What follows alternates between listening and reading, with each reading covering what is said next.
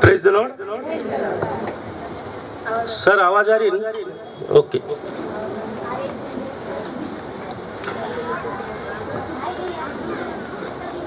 वचन में जाने से पहले छोटी सी दुआ करते हैं। पवित्र पवित्र परमेश्वर पिता, हमारे उद्धार का तारा मन से धन्यवाद प्रभु जी। फिर एक बार मौका दिया प्रभु जी कि तेरे वेदी के सामने बैठकर तेरे भक्तों के सामने प्रभु जी तेरे वचन का प्रचार किए, और प्रभु जी ये मौका मेरी जिंदगी में दिया, इसलिए तेरा लाख लाख शुक्रिया प्रभु जी। प्रभु जी विशेषकर मैं जब तेरे वचनों पे बोल रहा हूँ प्रभु जी, तो मेरी जुबान को प्रभु जी तू अपने कंट्रोल में रख, उस पर तेरा नियंत्रण रख प्रभु जी, और आपने मुझे अपने आप हाथ में ले, और जो भी मैं बोलूँ प्रभु जी वो सिर्फ और सिर्फ तेरी महिमा के लिए वो ऐसा तो होने थे। ये छोटी सी दुआ मेरा उद्धार करता ईसा मसीह, इसके नाम से मांगता हूँ, सुनो और ग्रहण कर मेरे पिता, आमीन।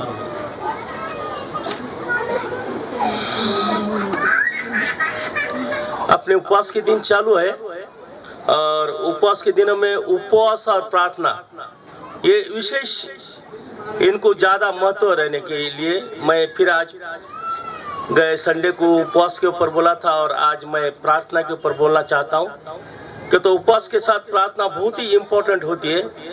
और ये जो महीना है हमारा, ये 40 दिन है, ये दुख के दिन हम बोलते हैं, लेकिन हमारे लिए एक आनंद का उत्सव है, क्यों तो ये दिनों में हम अच्छे अच्छे वचनों को, अच्छे अच्छे प्रेयर को और अच्छे अच्छे वचनों को, संदेश को हम सुनते हैं, और वो ये हमारी जिंदगी में एक भाग हो जाता है, ये एक आनंद का भाग है हमारा, क्यों तो ये हमको हमेशा सुनने को नहीं मिलता। जबकि हम हफ्ते में एक दिन संदेश सुनते होंगे, लेकिन ये दिनों में हमको रोज और रोज परमेश्वर सामने बातचीत करने को आ रहा है, रोज और रोज परमेश्वर हमारे साथ मिल रहा है, और परमेश्वर के साथ हम बातचीत कर रहे हैं। इसलिए मैं इसको आनंद उत्सव बोल रहा हूँ। 40 दिन का हमारा जो उत्सव है, ये जो कि हम दुख के दिन बोलते हैं, जिसको कि हमारे परमेश्वर को दुख हुआ, हम उपवास रखते हैं, लेकिन जो खास बात है जिसका आनंद हमको मिलना चाहिए, वो आनंद की बात यह है कि हम इसमें हम परमेश्वर के वचन को, पवित्र वचन को ग्रहण करते हैं। और आज जो मैंने जो ये पौलुस ने जो लिखी याकूब को पत्री, उसमें लिखा है कि प्रार्थना क्यों करे, कैसा करे, और प्रार्थना के परिणाम, ये भी इतने 4 लाइन में लिखता है। तो पहला है 13वां वचन है, यदि तुम में कोई दुखी है तो प्रार्थना करे। मतलब प्रार्थना क्यों करे, ये पौलुस हमको बता रहा है। एक सीधी सीधी बात है कि अगर तुम में कोई दुखी है तो प्रार्थना करे, यदि आनंदित है तो वो स्तुति का भजन गाए, अगर तुम आनंदित है तो भी प्रार्थना करें। क्यों तो हम आज आनंद हुआ, परमेश्वर ने हमको उपकार किया, परमेश्वर ने हमको आज इतना आनंद दिया, आज मुझे ये कुछ हासिल हुआ, और इसलिए आज प्रार्थना करना है। तो जब यदि तुम में से कोई रोगी है तो कलीसिया के प्राचीनों को बुलाकर, और वो प्रभु के नाम से उस पर तेल मलकर उसके लिए प्रार्थना करे। अगर तुम्हारे में कोई रोगी है तो चर्च के एल्डर्स को बुलाओ, सबको बुला के उसको तेल बिल मल कर प्रार्थना करो, तो उसका परिणाम आगे बोलता है, और विश्वास की प्रार्थना के द्वारा रोगी बच जाएगा और प्रभु उसको उठाकर खड़ा करेगा, और यदि उसमें पाप भी किए हो तो उसकी भी क्षमा हो जाएगी।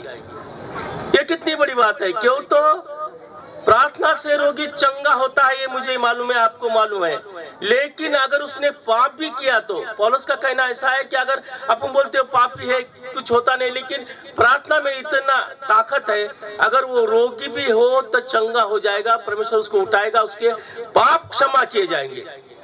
जो तो वो आगे बताता, इलिया के उदाहरण देता उन्हें कि प्रार्थना में ताकत कितनी है कि 3-3.5 महीने मेघ नहीं बरसा, उन्हें कहा कि मेघ मत बरसा, परमेश्वर तो नहीं बरसा। तो प्रार्थना की ताकत पौलुस हमको बताता है। हमारा दैनंदिन जीवन है, हम दैनंदिन जीवन में रोज और रोज हमको प्रार्थना करना है। हम प्रार्थना कब करते हैं? हम सवेरे उठते तो प्रार्थना करते कि परमेश्वर तूने रात भर मुझे अच्छा रखा है, इसलिए हम प्रार्थना करते, धन्यवाद की प्रार्थना होती है। फिर हम खाना खाते हैं तो प्रभु तूने ये अन्न हमारे सामने रखा, ये आज तूने हमको दिया, इसलिए प्रेयर करते हैं। फिर शाम को हम सोते हैं तो दिन भर तूने अच्छा से हमको रखा, इसलिए हम प्रेयर करते हैं। ये हमारे प्रेयर करने के तरीके हैं। लेकिन हम प्रेयर कैसी करना, ये भी बाइबल में लिखा गया है कि प्रेयर हम करते हैं हम प्रेयर करिए, प्रेयर को इतना साधारण मत लो। प्रेयर को जैसा करे कि प्रेयर कौन कौन करता है, जैसा दानियल प्रेयर करता है, हन्या प्रेयर करती है, ईसा मसीह प्रेयर करता है। ये लोग प्रेयर कैसी करते हैं?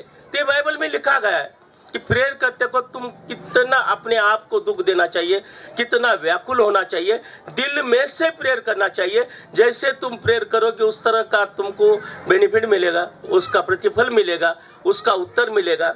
फिर प्रेयर करने के बाद फिर हमारे को इंतज़ार करना नहीं है, तो इंतज़ार करना है कि तो प्रेयर करने बराबर हमको झटपट बोल, तो जैसा कि आज साबुदाने में 2 प्रकार आए, भिगा के खाने का एक और झटपट एक, फट बोल के करने का वो एक। वैसा हमको झटपट ही छोड़ना क्यों? तो आप भी प्रार्थना करें कि अभी रिजल्ट में दरवाजे के बाहर गया मेरे को रिजल्ट क्या है? प्रार्थना करना था ना, इतनी तकलीफ है तो प्रार्थना कितने बार करना जी? बहुत बार प्रार्थना करा, बहुत प्रार्थना करा, लेकिन कुछ होता ही नहीं। प्रार्थना करे, लेकिन तेरे प्रार्थना का जैसा कि बताया जाता है कि तू जो प्रार्थना करता है तो विश्वास की प्रार्थना, कि तुझे मालूम होना चाहिए मैं प्रार्थना करने के बाद ये होता ही होता है। अगर तुझे ये संदेह है, तेरे दिल में संदेह है कि मैं प्रार्थना करने के बाद भी होऊंगा या ना होऊंगा, तो नहीं होगा। क्यों? तो वो पॉजिटिव और निगेटिव दोनों अगर विचार तेरे दिमाग में होंगे, अपने दिमाग में होंगे, तो मैं अगर प्रेयर कर रहा हूँ और मैं सोच रहा हूँ मैं प्रेयर तो कर रहा हूँ लेकिन चंगा ही पाऊंगा कि नहीं, मैं प्रेयर तो कर रहा हूँ मेरा काम होगा कि नहीं, अगर मैं ऐसा कर रहा हूँ तो सेकंड परमेश्वर ज्यादा महत्व देगा कि पहला इसको महत्व नहीं देगा कि होगा ही नहीं। क्यों? तो जब तू विश्वास से तू प्रेयर ही नहीं कर रहा है तो तेरा सफल कैसा होगा? क्यों? तो इसलिए परमेश्वर ने क्या किया कि मत्ती रचित सुसमाचार में प्रेयर कैसा करना एक उदाहरण बता दिए। ये 6वां अध्याय और 5 से 6 कोई तो पढ़ो। जब तू प्रार्थना करे हाँ, तो कपटियों के समान न हो, हाँ, क्योंकि लोगों को दिखाने के लिए हाँ, आराधनालयों में हाँ, और सड़कों के मोड़ों पर खड़े होकर प्रार्थना करना उनको अच्छा लगता है। हाँ, मैं तुमसे सच कहता हूँ कि वे अपना प्रतिफल पा चुके।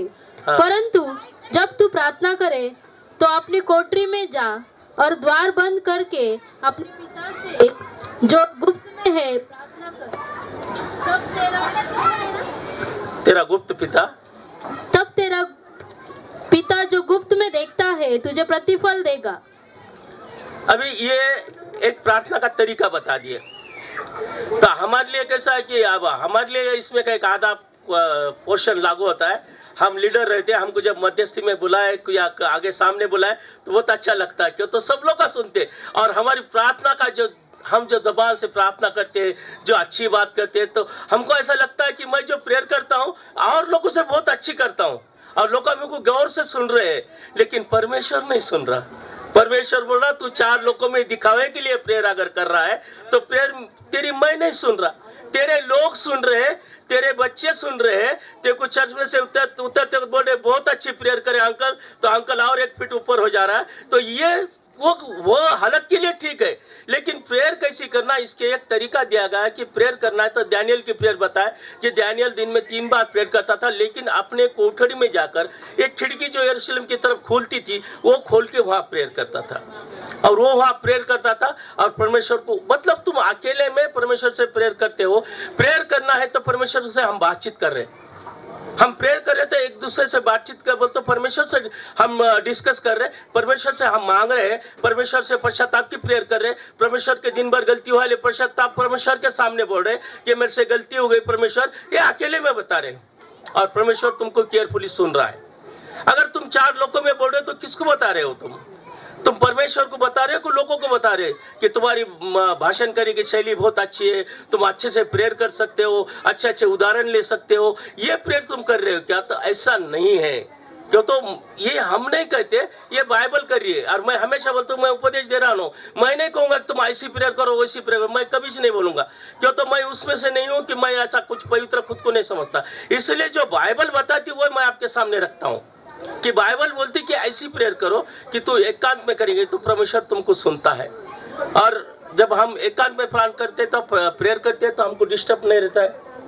हम अपने को नींद होकर रो के अकेले में, और हमको कभी कभी दूसरों के सामने रोते हो शर्म भी आती, मेरे को आती, बोलते तो क्या लोगों के सामने लोग बोले बहुत नाटक कर रहा क्या बोल के, तो अकेले में शर्म नहीं आती। अकेले में जब हम रो के प्रार्थना करते हैं तो हम शर्मते नहीं, और परमेश्वर से हम जब लगन से प्रार्थना करते हैं तो हमारे सारे बहुत सारे हमारे काम हो जाते हैं। तो हम प्रार्थना क्यों करते हैं?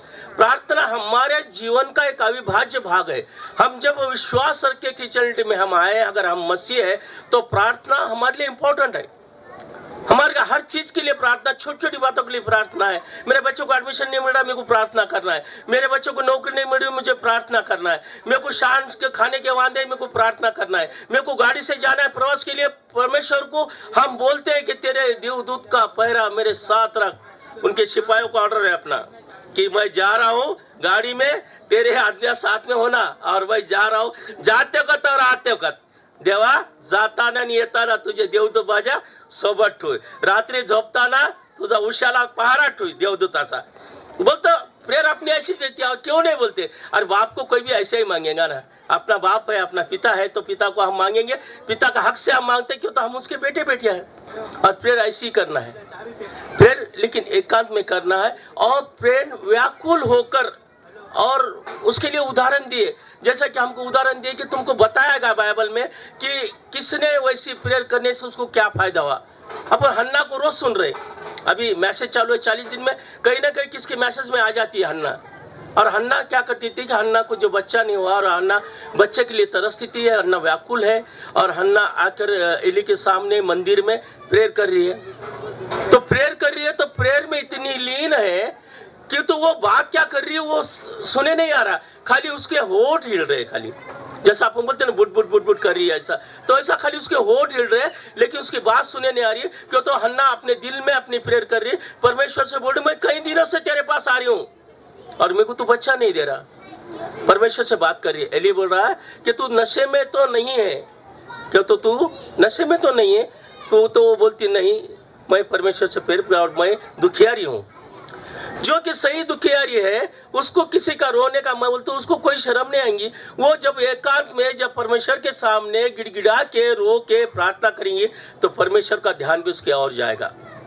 हम अगर प्रार्थना रेगुलर टाइप, अगर हम एक ये करके बोल के प्रार्थना करते होंगे झट झट, कभी कभी प्रार्थना को टाइम नहीं मिलता, अवगढ़ का काम रहता। बहुत बार मेरे साथ होता है कि कहते मैं कहीं काम पे जा रहा हूँ, कोई सवेरे कैसा रहता कि बाइबल रीडिंग करना, प्रेयर करना, फिर खाना खाना। कभी कभी एक आधा इंपॉर्टेंट काम है, बोलते वो परमेश्वर से भी इंपॉर्टेंट नहीं रहता, लेकिन मेरे लिए रहता। एक आधे मालक ने बोला तुमको काम देने का, कुछ करने का, कि ठीक है कल डबल 2 पेज 3 पेज पढ़ लेंगे, एक आध्याय कल पढ़ लेंगे बाइबल का, आज के दिन तो धक्का देता है। क्यों ऐसा करता हूँ मैं? क्यों? तो मेरे को टोकने वाला नहीं है, वो डायरेक्ट मेरे को बोलने वाला नहीं है, उसकी सजा दी जाती है, लेकिन मेरे को समझ में नहीं आता। अगर वो मैं किसी का नौकर रहा और उसके साथ में मैं ऐसा करा तो मेरे को बोलेगा तेरा 1 दिन का पेमेंट कट करूंगा, आज तक मैं काम से निकाल दूंगा आज तो। लेकिन परमेश्वर ऐसा नहीं करता। मैं चर्च को लेट आया तो भी मेरे को कोई कुछ नहीं बोलता, मैं कहीं बैठा था, एक आधे बार उल्टा लोग बोलते बाजू से बैठे एल्डर है, सड़क के बिठा देते हैं। तो ये जो हम जो करते हैं तो ये परमेश्वर देखता है। परमेश्वर एल्डर छोटा बड़ा ये नहीं देखता, परमेश्वर देखता है कि तू मेरा पुत्र है और तू प्रार्थना कैसा कर रहा है। तो प्रार्थना के लिए वो ये जो जरूरी है कि हम लीन दीन के साथ, दुख के साथ अपने मन से परमेश्वर को प्रार्थना करते हैं, तो परमेश्वर हमको हमारे प्रार्थना का प्रतिफल जरूर देता है। मैं जैसा कि प्रार्थना के बारे में जो उदाहरण बता दूं, यीशु की प्रार्थना लूका 22:44, जैतून पहाड़ पे जब ईसा मसीह गए, अपने शिष्यों को लेके गए और सबको कहा कि प्रार्थना करो, ये भी प्रार्थना कर रहे।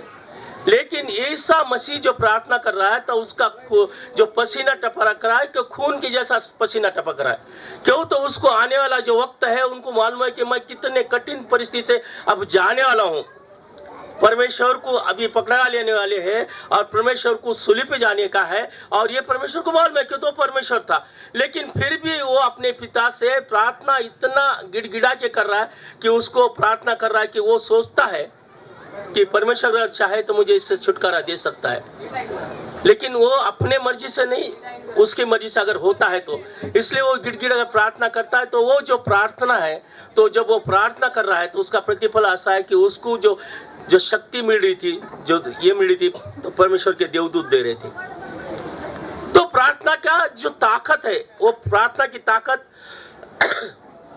जैसी प्रार्थना हम करेंगे उस टाइप की ताकत होती है। हम प्रार्थना सहज बोल के नहीं करना है, क्यों तो हम जैसे उपवास के साथ प्रार्थना करते हैं, उपवास करने शरीर को दुख होता है और उसके साथ हम प्रार्थना करते हैं तो हमारी प्रार्थना बहुत ही पावरफुल हो जाती है और हमारे प्रार्थना का प्रतिफल परमेश्वर हमको देता है।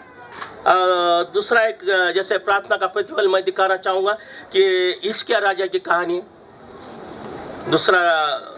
दूसरा राजा 20वां अध्याय 1 से 6 है, इतना लंबा नहीं पढ़ेंगे हम, मैं बोल देता हूँ। हिजकिय्याह राजा उस वक्त रोगी हो गया और हिजकिय्याह राजा परमेश्वर को बहुत परमेश्वर के साथ चलता था, परमेश्वर के हर बात के साथ हट के नहीं चलता था।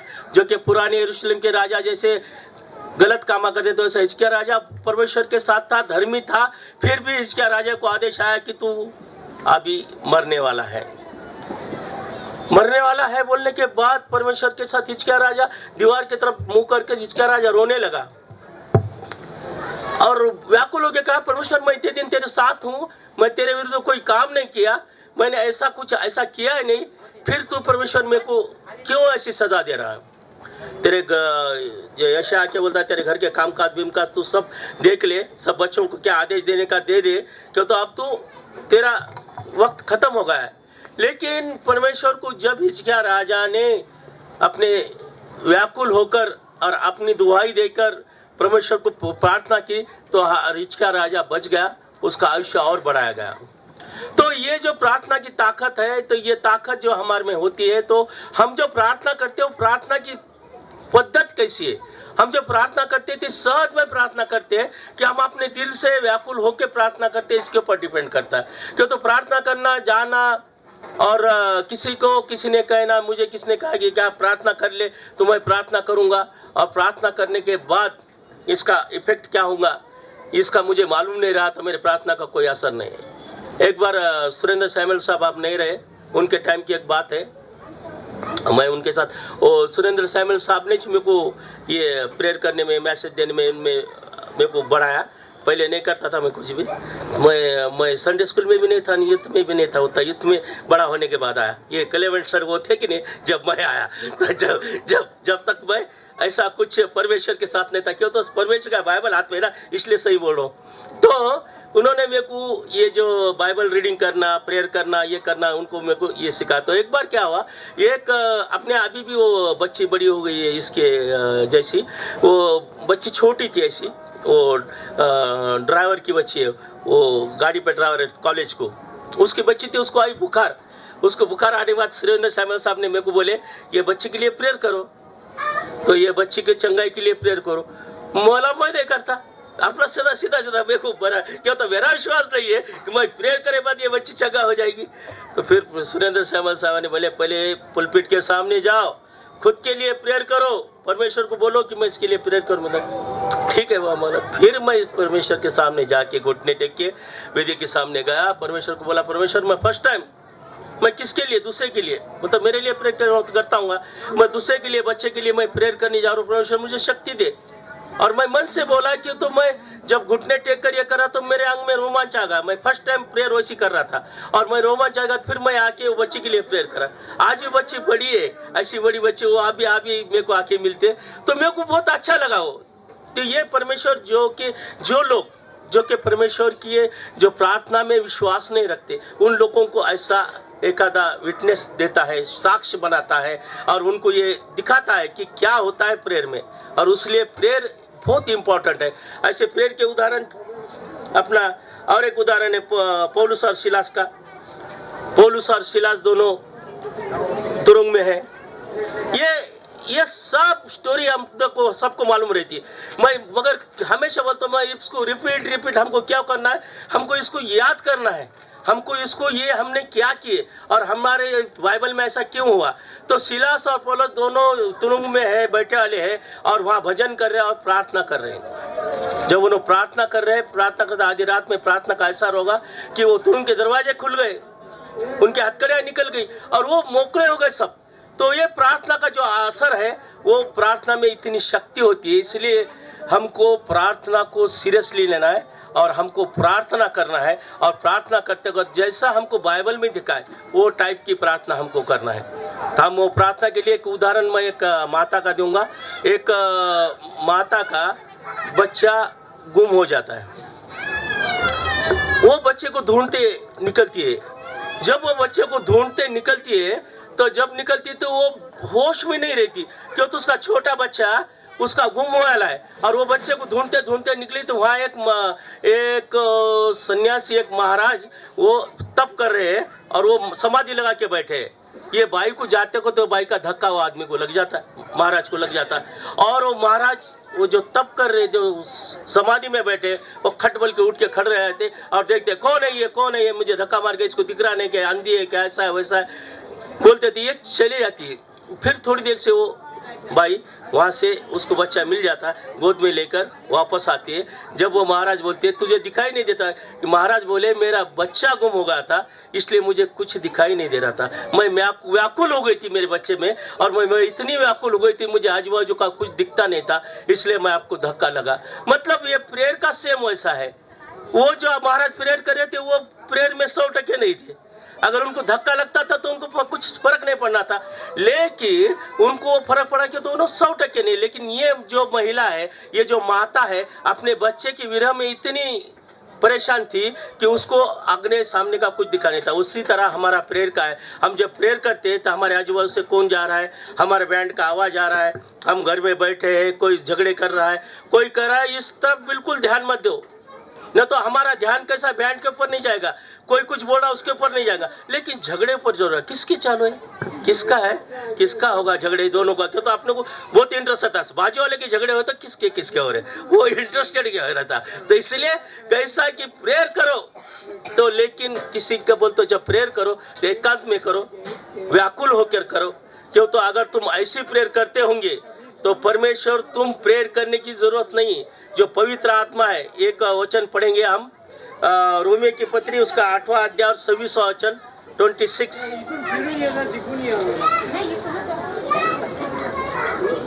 से हाँ आत्मा भी हमारी दुर्बलता में सहायता करता है, हाँ क्योंकि हम नहीं जानते कि प्रार्थना किस रीति से करना चाहिए, हाँ परंतु आत्मा आप ही ऐसी ही आहे भर भर कर जो बयान से बाहर है हमारे लिए विनती करता है। हाँ, जो परमेश्वर ने पवित्र आत्मा हमारे लिए छोड़ी है। जब हम ऐसे इस दुख में हैं, अगर हम परेशानी में हैं तो हमको कुछ शब्द नहीं सोचते, लेकिन तुम अगर व्याकुल होकर एकांत में होकर ऐसा होकर प्रार्थना करते हो तो पवित्र आत्मा तुम्हारे साथ रहती है। पवित्र आत्मा जो तुम नहीं बोल सकते हो, पवित्र आत्मा भर भर के तुम्हारे लिए परमेश्वर से मांगता है, और पवित्र आत्मा तुमको सपोर्ट करता है, तुम्हारी प्रार्थना को आगे बढ़ाता है। इसलिए हम अगर एकांत में और व्याकुल होकर प्रार्थना करते हैं तो परमेश्वर बाप हमको हमारी प्रार्थना का जवाब जरूर देता है। छोटी सी दुआ करेंगे। परमेश्वर पिता, धन्यवाद देते प्रभु जी आज के संदेश के लिए। प्रभु जी, जो तूने मुझे सोचा मैंने सामने प्रभु जी तेरे बेटे बेटों के सामने बताया, और प्रभु जी आज प्रार्थना का महत्व हम देख रहे थे। प्रभु जी हमको ज्ञान बुद्धि से भर दे प्रभु जी कि हम प्रार्थना कैसे करें, और प्रभु जी हम जब प्रार्थना करें तो प्रभु जी हमारे प्रार्थना की तरफ प्रभु जी तू कान लगा, और हमारे हर एक के प्रार्थना को प्रभु जी तो अपना उत्तर दे प्रभु जी। ये छोटी सी दुआ मेरा उद्धार करता है ईसा मसीह, इसके नाम से मांगता हूँ, सुनो ग्रहण कर मेरे पिता, आमीन।